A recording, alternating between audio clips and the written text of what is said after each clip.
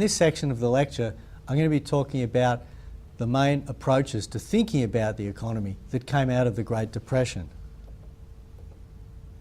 The Great Depression meant that if there had been before, there could be no longer an uncritical acceptance of market-based capitalist economy. And coming out of the Great Depression, there were really three main types of approaches to thinking about how economic activity should be organised. The first approach was to say that, well, really we need a completely different approach, an approach that introduces planning by government or some other authority in a much more thoroughgoing way as a method of organising economic activity. The second approach was to say, well, notwithstanding the problems that exist with market-based capitalist economy, it's still the case that it's the best way to organise economic activity by having markets being the primary mechanism through which economic activity is organised, with a relatively small role for planning.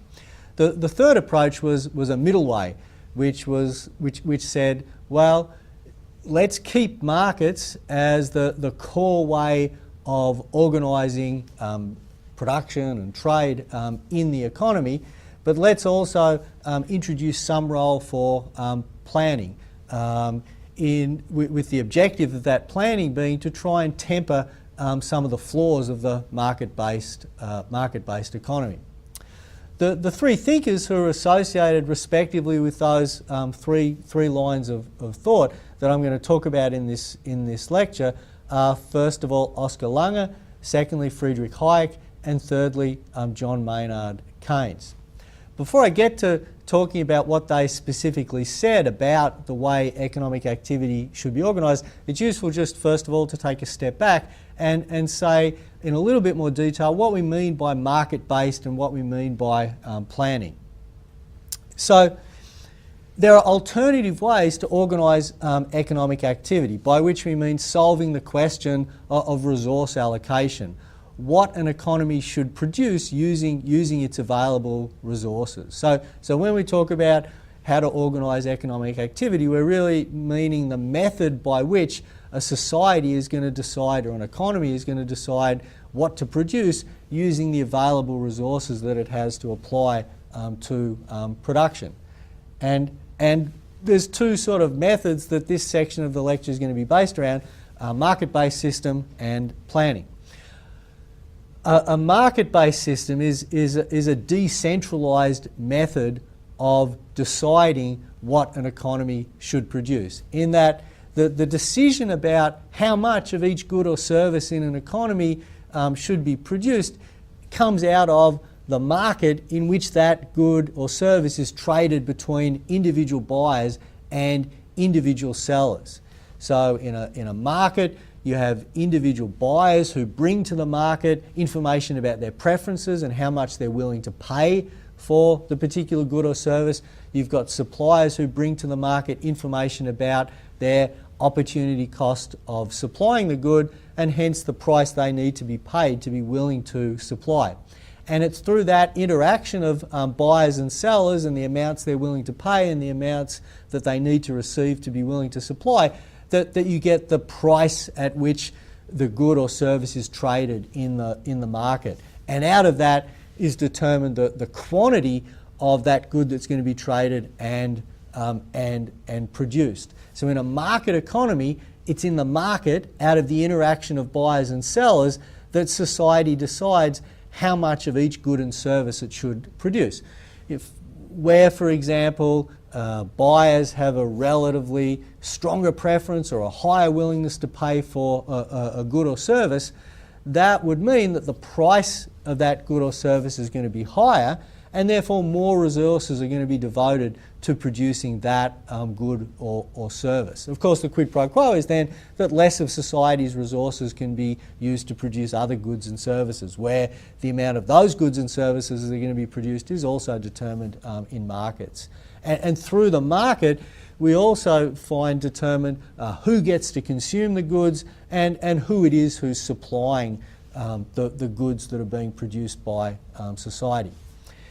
In a planning system, you have a centralised administrative way of answering this question of what society should produce. So in a system where planning was entirely responsible for this decision of what society should produce, to the extent that that's possible, the idea would be that you would have some centralised planning body determining how much of each good and service that society can potentially produce should be produced. And the planning process would also determine who receives the goods that are produced, and the planning process would also determine how it is those goods are produced. You know, what institutional units produce them, and how much resources they're given to be able to do that production. So sometimes market-based system is sort of referred to as a bottom-up, in that you've got all the individual consumers and suppliers in all these decentralised markets deciding sort of how society's resources should be used, whereas planning is sort of top-down. You've got a group of planners who are taking the resources and deciding how they should be distributed between production of different goods and services. Now, of course, these are two extreme sort of approaches, just purely market-based or purely planning, and you know, most countries have ended up adopting sort of a mix of the two. You could have a system which was sort of primarily market-based but had some role for government. For example, a government might determine how much the society should spend on defence and criminal justice. Or you could have sort of systems which had a more extensive role for planning, for example, with planning determining how much of each good or service should be produced, but where you tried to have some type of price mechanism to determine who it is who would get to consume those goods and services. So that's a little bit of background on the two types of systems which featured in this economic thinking after the Great Depression about the best way to organise economic activity. Now I'm going to work through the three lines of thought and the three thinkers, beginning with John Maynard Keynes. So John Maynard Keynes, arguably the most important economic thinker of the 20th century. To me, Keynes's genius was as an applied economist, taking economic principles and using them to try and understand and provide solutions to economic and social issues. Keynes's continual focus throughout his life as an economist was with economic and social problems that existed. So starting from the Indian currency to the consequences of the Paris Peace Conference, to Britain going back on the gold standard, to the Great Depression, to international economic arrangements after World War II, Keynes had this focus on trying to understand issues that were important in Britain and in the world economy at the time. Another great strength of Keynes as an applied economist is that he looked at every problem anew. So he always wanted to understand every problem on its own terms, rather than sort of taking some pre-existing sort of stock of knowledge that he developed and applying that. He really sort of tried to understand every problem on its own terms, and that's why I guess he ended up developing sort of the range of original ideas that he did. The third thing about Keynes as an applied economist is that he always tried to come up with solutions to the problems he was looking at, that he took the analysis to the stage of trying to suggest solutions to the problems that he was concerned with. So he's a major figure in economic thinking by any terms. Here we're concerned sort of with what Keynes thought the response was to problems with the capitalist economy, for example, that were manifested in the Great Depression. Keynes's approach was to say that what the Great Depression revealed was that a flaw in the market-based capitalist economy was that the private part of that economy was likely to exhibit instability, that there would be business cycle fluctuations where demand for goods and services in the economy from private households and from business could fall away in a way that would mean that the country's productive resources weren't fully employed. And Keynes also believed that that situation would not necessarily be self-correcting, that you could get into a situation where society's resources weren't being fully used, where there was lots of unemployment, lots of capital equipment idle, and that the market-based economy would not necessarily correct that situation itself. And so Keynes argued that what was then necessary was for the government to intervene to seek to stabilise the economy, or to move the economy out of that situation where there was these resources, productive resources, that weren't being used. And Keynes saw that as an issue of manipulating what he called aggregate demand. And so Keynes thought that the extent to which society's productive resources were being utilised depended on the amount of demand for the output that those resources were producing. And he saw that demand as deriving from the private sector, so households and private businesses, but also from the government sector. And so what he argued was that, well, look, if we have a situation where the private sector's demand, household demand, business demand, is at such a low level that we're not fully utilising society's resources, then government should step in to boost aggregate demand. And so government should act as a balancing mechanism for the level of private demand in the economy. And in particular, in an episode like the Great Depression, where private demand had sort of fallen in a way that society's resources weren't being fully utilised, you needed government to come in and increase demand. The way that Keynes has been interpreted sort of as suggesting that should happen, I guess, is in particular sort of using fiscal policy. So prior to the Great Depression, there'd been the primary emphasis in economic policy making was on monetary policy. Interest rates, for example, is an instrument by which you could affect household demand and business demand. And so Keynes sort of also added some emphasis to the idea that fiscal policy, the government tax and spending policy, could be a way of managing aggregate demand, while not ignoring the role that monetary policies could play. So, for example, in the Great Depression, the idea is that government might have lowered taxes or increased its spending, created a budget deficit so that it was having a net positive effect on aggregate demand in the economy.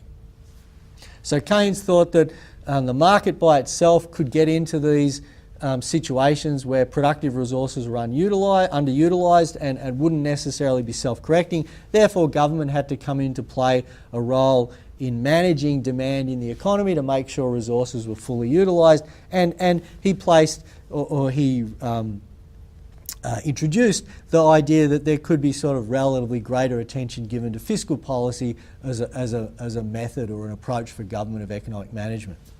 Now, this isn't a representation Keynes himself came up with, but it's a way that sort of from the late 1950s onwards, after the economist Bill Phillips came up with this idea of the Phillips curve, has been used to sort of represent Keynes's thinking. And the idea is that a government might have an objective of what it thinks that the rate of unemployment in the economy should be. And so if at some point in time what happens is the rate of unemployment is above this level that the government wants, then what the government needs to do is increase aggregate demand in the economy to reduce the rate of unemployment. And the Phillips curve is the idea that there's a trade-off between the rate of inflation and the rate of unemployment. And Phillips curve was based on empirical analysis by Phillips of the rate of inflation, rate of unemployment in the UK, and then other economists looked and found a similar relation in other parts of the world. And it's the idea that there's this trade-off between unemployment and inflation. So if, for example, a government finds that unemployment is above the level it wants, it increases aggregate demand. You get then a decrease in the rate of unemployment. The cost is you get somewhat higher inflation. On the other hand, if you were to find that the inflation rate was sort of up here, then, and in which case the unemployment rate would be sort of down here, that might make a government think that, look, the inflation rate's higher than we really want, the unemployment rate's below our objective, what we'll do is we'll decrease aggregate demand to reduce sort of the level of inflation down. That will have the cost of raising unemployment, but it will get us back to this sort of point which we think is a good balance between inflation and unemployment. And so that's sort of a simple rubric for how Keynes' ideas on the macroeconomy came to be sort of incorporated into modern thought about the macroeconomy. This idea that there's a trade-off between unemployment and inflation, and so what the government's doing at any time is sort of managing that trade-off through trying to increase or decrease aggregate demand. Now, one really important point about Keynes is that Keynes was certainly not arguing that you needed to get rid of the market-based system. This is a really nice quote from Keynes which summarises that idea. Keynes said, "I see no reason to suppose that the existing system seriously misemploys the factors of production which are in use. There are, of course, errors of foresight, but these would not be avoided by centralising decision making. When 9 million men are employed out of 10 million willing and able to work, there is no evidence that the labour of those 9 million is misdirected." In other words, Keynes is saying, look, the market system is doing a good job of deciding what the people who are in work or what the resources we're utilising should be doing. The complaint against the present system, rather, is that there should be tasks for the remaining 1,000 men.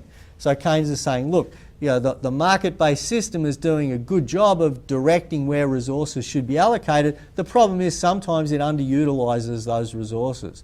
And so Keynes saw himself as addressing this problem of how to make it that a market-based system could more continuously be fully utilising all the productive resources that were available, not trying to recast the method by which resources would be allocated. And this quote by A.F.W. Plumptre, quoted in Robert Studelsky's book, sort of then says, well, this is what Keynes was trying to do. That Keynes, that by trying in this way to remedy the problems that otherwise would have existed with the market economy, what Keynes was trying to do, in fact, was to prevent a shift towards larger scale planning, sort of, that by civilising capitalism, he could prevent people thinking that it would be good to shift to other methods of organising economic activity. So Plumptre said Keynes saw clearly that in the US and England in the 1930s, the road to serfdom lay not down the path of too much government control, but down the path of too little and too late. And that if you had prolonged unemployment, that's the sort of thing that would cause dissent in society, that would lead society to look towards other methods of organising activity, which Keynes didn't think was a good idea. Keynes had a huge influence pretty much immediately and continuing throughout the 20th century on academic economics. His influence on policy making probably took a little bit longer to evolve. While we often talk about Roosevelt's fiscal expansion and Nazi Germany's fiscal expansion, they weren't really influenced by Keynesian thinking. It's really sort of only after you get the experience of government involved in large-scale management of the economy in World War II, once you get sort of governments who are oriented towards a larger scale role for government in the economy, combined with bureaucrats and academic economists saying that, look, this Keynesian framework is the way we should think about managing the economy, that you start to get Keynesian influence on government policy making. So that's really sort of after World War II that happens. The second thinker and line of thought I'm going to talk about is Oskar Lange. So nowadays it's easy, sort of, when we know what happened in the socialist economies in, say, Russia and China, we know the outcome from that, to be dismissive of sort of the idea that socialism and planning might provide an effective way of organising economic activity. But in the 1930s, there was a huge dissatisfaction with market-based capitalism. There wasn't the idea that, well, perhaps this method can be of organising economic activity can be civilised, or we can resolve some of the problems with it. So the idea of the thinking about planning as an alternative, really needs to be regarded credibly at that time. The skeptics at the time said, well, tell us how planning would work. And Lange was really the person who I guess most seriously engaged with that question. He thought in depth about how the capitalist economy, the market economy worked, how planning would occur. And so he's certainly a thinker whose ideas, in the context of the time, we need to take seriously. Langer believed that the Keynesian approach to dealing with economic downturns was flawed. So he argued, for example, that look, if you get the government spending more in the economy and you increase aggregate demand, then what the problem is that because big businesses is so such a major part of economic activity, they're going to respond to that increase in demand just by increasing prices, and that effect of increasing prices is going to undo any benefits that you would have otherwise got from increasing demand. So Langer felt that there was sort of a flaw in the Keynesian approach to dealing with economic downturns. He argued there was a variety of benefits of socialism or planning, that it would allow you to get a better distribution of income, that it would allow you to force an economy to more rapidly industrialise. So especially in developing economies, he argued that planning was a way in which you could accelerate industrialisation and therefore improvements in the standard of living. He argued that planning offered the scope to avoid or at least limit business cycles by being able to rapidly adjust the economy or quarantine sectors where there were problems. And he also saw socialism as a way of addressing the problems that he thought were caused in capitalist economies by monopoly or large-scale businesses. Langer didn't sort of really propose a single model for planning. He saw that different degrees of planning were possible, from quite extensive sort of planning through to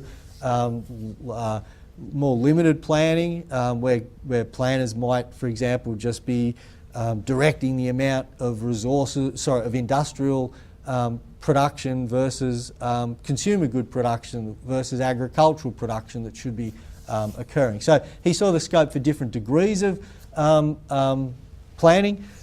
He also saw that planning was likely necessarily to evolve over time, so that in the early days of planning it might need to be highly centralised and very controlled, but he saw dangers in allowing that to last for too long. And so he proposed that over time planning should evolve from being relatively centralised to being more decentralised. He gave an analogy where he talked about that the capitalist economy is an economy where the plane is sort of buffeted all around the place by the winds without anyone controlling its movement. He said that a highly centralised planned economy was one where there was a pilot who actually had his or her hands on the controls and steered the plane everywhere that it was going. But he saw the long run, the long run state that planning would evolve to would be one of an aeroplane on autopilot, where you would be more using signals or indirect means of inducing the behaviour you wanted in the economy, rather than sort of directing sort of absolutely what had to be done in the economy. One of the big issues about planned economies was whether they could achieve the same level of efficiency as capitalist market-based economies, because one of the big claims for a market-based economy, this is an idea in economics called the first welfare theorem, is that a market-based economy gets you efficient outcomes. It allocates society's resources to produce the goods that are most valued relative to the cost of production of those goods in society. And it means that the people who value the goods most end up consuming them, and the firms that are able to produce the goods at least cost end up producing them at least cost. So one question there was about a planned economy was whether you could achieve efficient outcomes. And so this was a big issue that Langer addressed. And he argued that it was possible, that, for example, you could use computers to compute the general equilibrium of the economy. That is, the outcome that would exist in the economy if you had a set of markets allocating resources. So he argued that a planner could replicate the market-based outcome if they wanted to by working out what would have happened in the market-based economy and then setting the prices that they would know would have occurred in that market-based economy. Of course, he argued that probably you didn't want exactly those prices, probably you wanted prices that were revised somewhat to take account of sort of other distributional or social aspects of economic activity. Or Langer also argued that you could potentially use trial and error type approaches where you don't need to calculate what the actual market price in the economy would be. Instead, you just look at whether there are shortages or surpluses in markets and you adjust prices according to whether there are shortages or surpluses. So Langer, as much as anyone, sort of made a case for why a planned economy could be efficient. Now, I think we now know that his arguments were flawed, or at least were unable to be sort of practically implemented. But at the time, as I said, I think it's important sort of to see his ideas as a major contribution to economic thought. Langer also was someone who sort of wasn't doing this with political objectives in mind. So Langer was critical of the Soviet economy. He didn't think it was a good socialist economy. He described it as an authoritarian economy guided by political objectives. Nevertheless, he did argue that planned economies are undoubtedly a success. But he made a distinction between planned economies that were following sort of what he regarded as a genuine model for planning and economies that were claiming to be planned but really were sort of seeking to achieve political objectives rather than the good economic outcomes that could come from planning. The final thinker I want to talk about is Friedrich Hayek. So Hayek is undoubtedly the most insightful thinker of the 20th century on the workings of markets. And together with Milton Friedman, has made the most compelling case for organising economic activity primarily through markets with only a limited role for government. Hayek, perhaps most famously in his book The Road to Serfdom, sort of made a variety of points about why he thought that preserving a primarily market-based economy was the best approach. First of all, he questioned the ethical basis on which society would engage in planning. He said that, look, planning can never incorporate what he said were the infinite variety of different needs of different people. That basically, planning was about imposing the beliefs of a limited group of people in society, whereas in a market economy, the market outcomes reflected the preferences, the production capabilities of all those different people in society. So Hayek thought that planning was limiting who had a say in what happens in society to a small group in society, and he saw that as undesirable compared to an approach of having a market where the preferences and capabilities of all people were taken into account. Hayek said that the critical thing that markets do is they coordinate the information that members of society, buyers and sellers, have. So what a market is doing is it's taking the information on the preferences of all the buyers of different goods and services. It's taking the information of all the suppliers about their cost of production. And it's combining that information to produce an outcome, the amount of each goods and services that's traded, that doesn't require anyone in society to know anything about anyone else's information. So me wanting to buy an apple or a car or a book doesn't require me to know anything about anyone else's preferences for those items or the cost of production of suppliers. And so Hayek said only a market can effectively bring together all that information. So for example, he argued that, look, under planning, it's just impossible to think that planners would ever be able to have access to the information on the preferences of everyone in society about goods and services, or the cost of production of all the producers of goods and services. So he argued that planning was basically infeasible. Langer's idea of replicating the market-based outcome through planning was impossible because a planner could never have all the information that goes into a market outcome, which is basically all the information about buyers' preferences, how much they're willing to pay, and all the information about suppliers' cost of production.